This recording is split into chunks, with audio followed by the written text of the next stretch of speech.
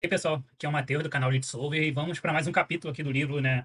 Design Data Intensive Application. Então, vamos nessa. Bem, os dois primeiros vídeos, eu comecei, na verdade, foi esse terceiro capítulo aqui, Storage and Retrieval. Praticamente ele foca em como a gente salva e recupera os dados, né? O que praticamente é. O que seria um banco de dados, né? Como ele faz isso, né? Como ele fornece para a gente os dados e como ele armazena. E aí, seguindo aqui, né? Então ele vai falar sobre estruturas de dados que empoderam o banco de dados. Então, ou seja, quais estruturas de dados eu devo usar para que eu tenha um bom banco de dados. E inicialmente ele explicou que um banco de dados poderia ser simplesmente escrever no arquivo e depois pesquisar no arquivo e ler. Isso serviu como base para ir desenvolvendo as ideias. E inicialmente era simplesmente apenas um arquivo mesmo, ia escrevendo sempre no final e na hora de ler procurava. E aí com isso ele focou também no tipo de banco de dados mais simples, né? Porque existem diversas formas de banco de dados, né? Grafo, tem o relacional, enfim, tem diversos. E aí ele focou no tipo de banco de dados que é chave e valor, ou seja, eu dou uma chave e eu quero esse valor. Então a gente não precisa se preocupar em fazer query nem nada.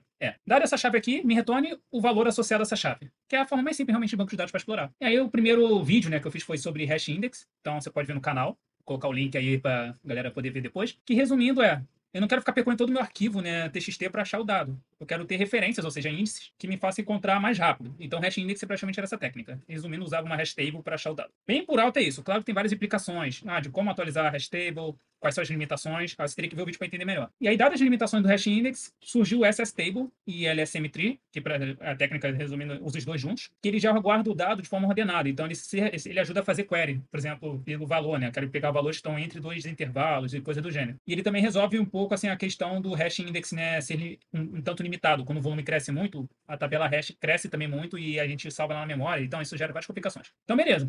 Os dois vídeos anteriores foi do hash index, aí o segundo vídeo foi sobre SS table e LSM tree, então você pode ver no canal. E agora o terceiro vídeo será sobre a B-tree. B-tree nada mais é do que uma nova estrutura de dados que serve para a gente conseguir guardar, lidar com maior volume, né? Assim, lidando ainda melhor com essa limitação da quantidade de chaves e também tentar manter ordenado. Só que a B-tree tem uma a mais, ele garante muito assim a consistência, a resiliência. Então, ou seja, o valor que você colocar, conforme se vai aumentando o número de clientes e acesso, a gente tem que garantir que ele seja consistente, que ele não, por exemplo, uma transação de banco seria ruim você olhar e às vezes pegar o dado desatualizado. E na SST isso pode acontecer, dependendo do cenário, né? Então, é isso, galera. Vamos aqui pro vídeo. Deixa eu só abrir aqui meu documento. Esse aqui foi o resuminho que eu fiz, então vamos começar para a B-tree. Então, beleza. Os índices estruturados em um log que discutimos até agora estão ganhando notoriedade. Ou seja, os anteriores foi SS Table e tal. Eles foram ganhando notoriedade, a galera está usando bastante. Mas a estrutura ainda mais famosa, que a galera ainda mais usa, que está mais tempo no mercado consolidada, é essa B-tree. Aí eu vou explicar aqui agora. Ela é a implementação de índice padrão em quase todos os bancos relacionais. Como eu te falei, ela é muito boa para essa questão da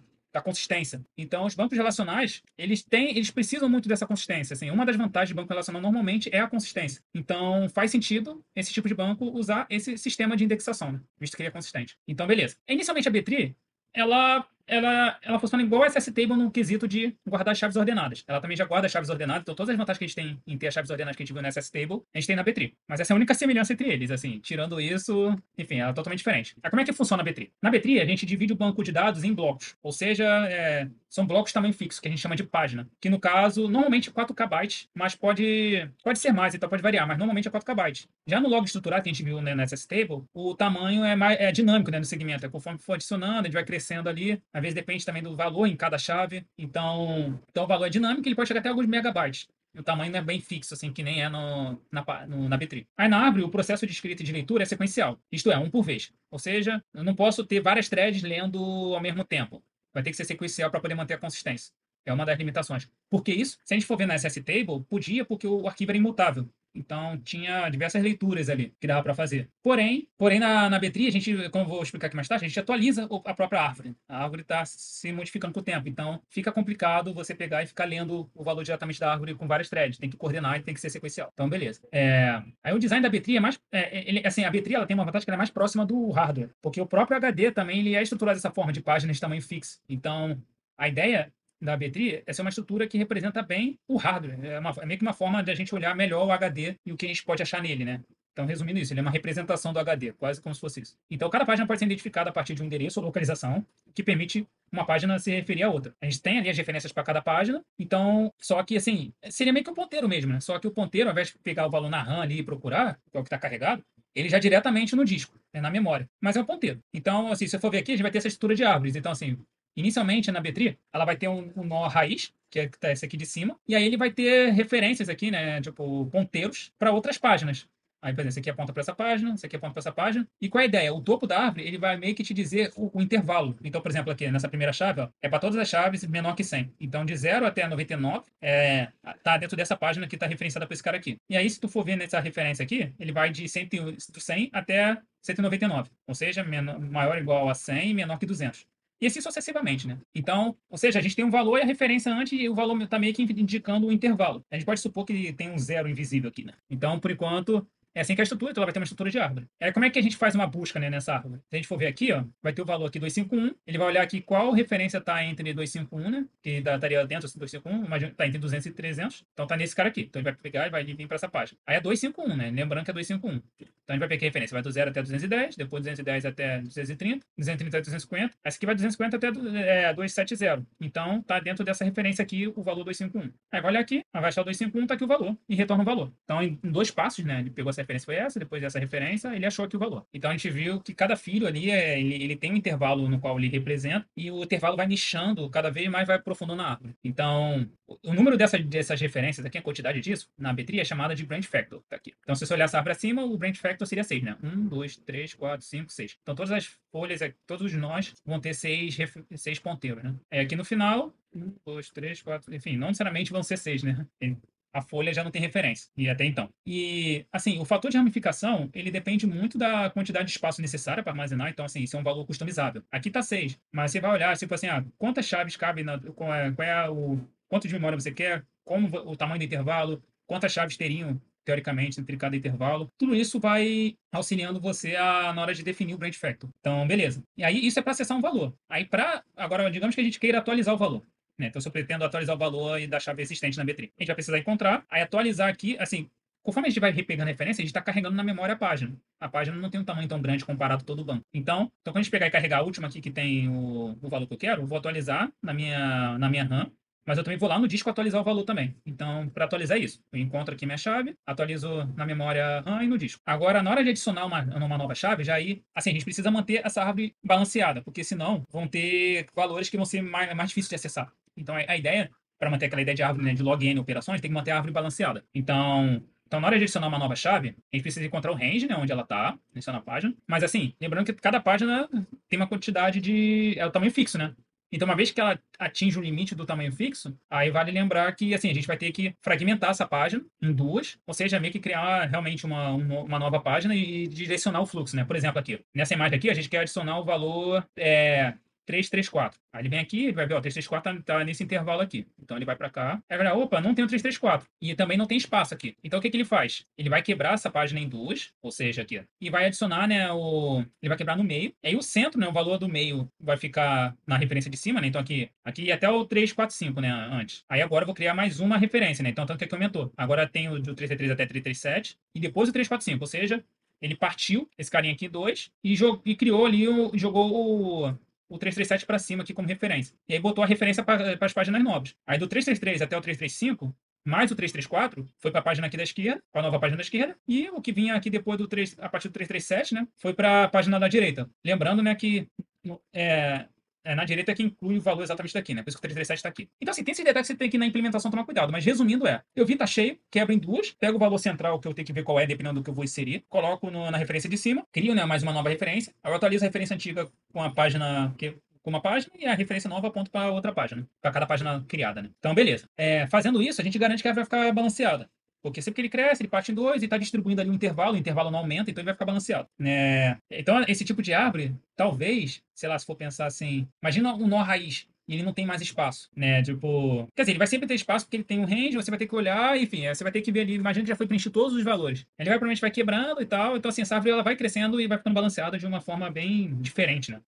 Mas beleza, vamos continuar aqui na leitura então. Este algoritmo garante que a árvore continuará balanceada. Uma árvore com n chaves terá sempre uma profundidade de log n. No caso, a base do log aqui seria a quantidade de chaves. Né? A maioria dos bancos de dados cabe numa B-tree, com 4 níveis de profundidade. Ou seja, o que a gente usa no mercado aí desses bancos gigantes, 4 níveis de profundidade atende. Então, assim, a gente não vai precisar dar tantos passos assim, né? Tipo, caraca. E por que isso, né? Ele fez até uma continha aqui, né? Uma árvore de 4 níveis com páginas de 4 KB e com 500 ramificações cada uma, suporta 256 terabytes. Eu confesso que eu não sei exatamente a conta para obter isso, mas faz sentido ali a ideia, né? Você vai ter cada nó vai ter 500 ramificações, então aí cada um dos outros vão ter mais 500, aí depois mais 500, então esses seriam uns 4 níveis, né? E mais 500, então assim, dá bastante coisa. Então no final ali, cada folhinha ali vai ter os teus 4, vão ter ali um intervalo de 4 KB, né? De várias páginas de 4 KB. E aí, enfim, o número ali, né, 4 KB vezes a quantidade de folha que fica, deve ser o peso, né? Que aí deve dar esses 4 deve dar esses 256 terabytes. Mas enfim, então a B-tree é isso, nada mais é uma árvore que, na real, ela se comporta acessando as coisas direto no disco, diferente, né, da LSM-tree que era na memória. Isso permite que a gente consegue criar uma árvore muito maior, porque é na memória. A memória tem muito mais recursos. Mas claro que a memória também tem essas limitações, é mais lento o acesso. Memória não, disco. O acesso é mais lento, tem que lidar com mais coisas. Mas beleza, é o próximo tópico aqui, né, fazendo a B-tree resiliente. A operação básica de escrita em uma B-tree é sobrescrever a página no disco com um novo dado, como a gente comentou antes dali, né, na hora de atualizar. Tem que escrever diretamente na árvore. Supõe-se que a substituição não altere a localização da página. Todas as referências para essa página continuam as mesmas. Isso é bem diferente do Log Structure Index, tal qual a LSM-tree, onde apenas concatenamos arquivos e nunca modificamos segmento do disco. Como comentei antes, né, a B-tree a gente atualiza direto ali no dado onde foi salvo antes, enquanto a LSM-tree estou sempre concatenando e com o tempo vou apagando as repetições. Então, você pode pensar em sobrescrever uma página no disco como uma operação real de hardware. Isso que ele está dizendo, porque realmente a B-tree lida diretamente no hardware. Em um disco rígido magnético, isso significa mover a cabeça do disco para o lugar certo, ou seja, realmente como funciona o HD, e aguardar a posição correta no prato giratório e em seguida subscrever o setor apropriado para o novo dado. Nos SSDs, o que acontece é um pouco mais complicado devido ao fato de que o SSD deve apagar e escrever blocos bastante grandes de um chip de armazenamento a cada vez. Então, assim, a B-tree você precisa pensar um pouco na questão de hardware também no uso, porque ela é realmente mais baixo nível. No entanto, algumas operações podem sobrescrever diversas páginas. Por exemplo, quando a gente viu ali o adicional 334, a gente teve que criar mais páginas e atualizar o anterior. Então, a gente atualizou várias e botou referências também. Então nesse caso, é uma operação perigosa, né? Porque a gente está alterando coisa da estrutura da árvore e vai que, assim, digamos que o banco de dados caia, né? Tipo, pare durante. Sei lá, a gente pegou, na hora de atualizar a referência, morreu. Então, assim, a gente criou a página, mas não botou a referência para ela, e vai ficar aquela página ocupando o espaço no disco ali fantasma, sabe? Que seria aqui página sem pai, né? Isso pode acontecer, porque durante a escrita ali pode dar problema. Antes, o outro era só escrever no final, né? Lembra na LSM-tree? A gente ia sempre escrevendo no final. Então, quando dava erro na hora de criar o SS Table, a gente tinha uma cópia, né, salva, né, no disco ali da, enfim, da LSM-tree na memória. E aí, então, na hora de recuperar, a gente só recarregava isso. Então, a gente vai ter que fazer algo parecido aqui, né? Então, para tornar o banco de dados resiliente a falhas, é comum que uma B-tree inclua uma estrutura adicional no disco chamada de Write a Read Log, que é o WAL, ou Redo Log. Na real, ele é um arquivo append-only, tipo Log Structured, só que ele vai registrando apenas as atualizações da B-tree, né? Tipo, antes dela executar. Então, na hora de atualizar, ele registra esse arquivo WAL, né, com o que ele vai fazer, e depois ele vai fazer. Então, caso crasha, ele for reiniciar, ele vai ver aquele arquivo e vai repetir a operação. Então, beleza, utilizaremos esse log para recuperar a árvore após o crash, que foi exatamente o que eu falei. Uma complicação extra que esse método tem é que precisamos lidar com concorrência, uma vez que atualizamos o valor. Novamente, mais uma vez aqui, é porque eu estou lendo e explicando. Mas, uma vez que a gente atualiza direto onde é lido, a gente precisa lidar com concorrência. Ponto. Então, para resolver isso, a gente pode proteger a árvore, que eles chamam aqui, né, de lightweight locks. Ou seja, enquanto tiver, assim, leitura, acho que não bloqueia, mas a escrita bloqueia. Eu acho que é isso que quer dizer lightweight locks. Então, enquanto eu estou escrevendo, eu bloqueio e aí as threads de leitura fica aguardando. Quando termina de escrever, libera para ler. Eu imagino que dá até para ser algo mais específico, né? Por exemplo, porque cada página ela vai pegar um range específico e não afeta outros ranges. É tudo ali dentro. Então, se você está lendo o range fora do que está sendo escrito, eu imagino que não vai bloquear ali. Então, esse nível de bloco pode ser a nível de página, né? Não a da árvore, no caso, né? Tipo, a nível de ramificação da árvore, não toda a estrutura. Beleza. B-tree otimizações. Como as árvores de B já existem há muito tempo, não é surpreendente que muitas otimizações tenham sido desenvolvidas ao longo dos anos. Então, a gente vai mencionar aqui alguns. Ela é uma técnica antiga, que já está sendo usada há muito tempo, então, por mais que ela pareça muito mais complicada que a anterior, no próximo vídeo eu vou falar sobre as comparações na prática entre a LSM-tree e a B-tree. Aí tu vai ver que, assim, ela tem os seus ganhos, principalmente pelo esse tamanho gigante, né, e a consistência. A consistência talvez seja o principal. Visto que ele tem todo esse controle na escrita, assim, é impossível alguém pegar e ler um valor desatualizado, porque ele bloqueia a leitura ali. Mas aí tu pode pensar, pô, mas aí isso não vai ficar lento, isso não vai afetar a disponibilidade? Pode afetar, mas ele tem também formas. Tu vai ver depois mais à frente, ele na real ele é melhor para leitura do que a LSM-tree. Então, ou seja, mesmo que ele bloqueie ali, ele ainda tem uma boa leitura. Dando só uma ideia por alto, é porque na LSM-tree os blocos eram pesados, então você tinha que carregar tudo aquilo. E conforme você ia mergeando, assim, se você vai ter cenários que você vai ter vários segmentos antes de mergear. E ficar olhando cada segmento individualmente, lembra no vídeo anterior que eu tinha que ficar olhando cada segmento individualmente? Isso afetava o tempo de leitura drasticamente, né? Porque eu tinha que olhar o último, aí não tá no último, eu vou ver o penúltimo segmento, aí depois vou ver o segmento anterior e ia ter que fazer isso. Ainda tem ainda o trade-off entre o processamento de ficar concatenando os segmentos, porque isso ocupa recurso da máquina também. Então tem todo esse trade-off. Então, embora a leitura pareça rápida, assim, a leitura vai ser muito rápida, talvez, de itens mais recentes, de alterações mais recentes, que vai estar ou na memória ou vai estar no segmento mais novo, né? Agora os mais antigos começam a ser afetados. Então é isso. Então tem todos esses trade-offs. Enquanto a B-Tree é uma estrutura só, então, embora ele tenha que lidar com todos esses problemas, a leitura é totalmente ali. Eu não preciso ficar olhando sequencialmente cada segmento, né? Mas beleza. Então vamos ver aqui algumas otimizações. Ao invés de sobrescrever a página anterior e manter o AL para recuperar falhas, alguns bancos de dados, como o LMDB, usa o esquema Copy and Write. Uma página modificada é gravada em um local diferente e uma nova versão das páginas PY apontando para o novo local é criada. Essa abordagem é útil para resolver problemas de concorrência. Então, beleza. O que ele faz? Ao invés de escrever diretamente ali e bloquear, ele cria uma cópia, né, daquele que vai ser alterado e continua servindo o banco ali normal.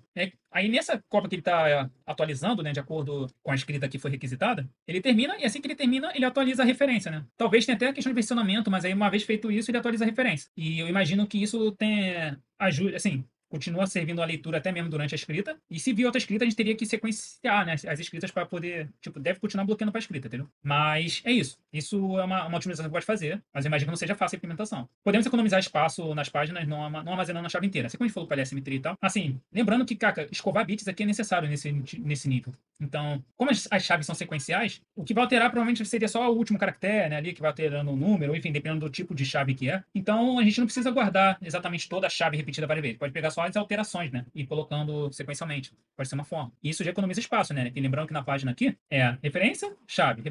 Isso aqui é diminuir e logo o tamanho fixo de 4 KB ia caber mais chaves. Então, ia dar para fazer mais ramificações também. Então, isso é uma otimização. Mas só um adendo, né, aqui, né, ele usa ele usa um map ordenado, né, para poder guardar as chaves. Então, a gente não precisa ficar ordenando, percorrendo, quebrando, assim, isso aqui na real é um sort map. Só uma informação aí extra. Mas beleza. Tecnicamente, podemos salvar cada página em qualquer posição do disco. Ele é uma representação do disco, mas ele não está dizendo exatamente assim. Ele não está forçando o disco a salvar de maneira ordenada. Inicialmente, é isso que essa parte está falando. Mas, no entanto, é mais performático salvar ordenado. Porque, novamente, assim, na hora de pegar um dado no HD, ele vai movendo o disco até achar ali, depois fazer a leitura e jogar ali para o cliente, né? Então, como o dado já está ordenado, conforme você vai acessando os seguintes, o movimento é menor e isso otimiza a velocidade. Então, é bom você guardar o dado ordenado. E também, o próprio computador tem algumas heurísticas, assim, né? Ele normalmente, quando ele vai carregar um valor, ele não carrega apenas um. Ele tem o princípio da localidade, que ele fala, se o cara viu esse, provavelmente ele vai querer olhar o do lado.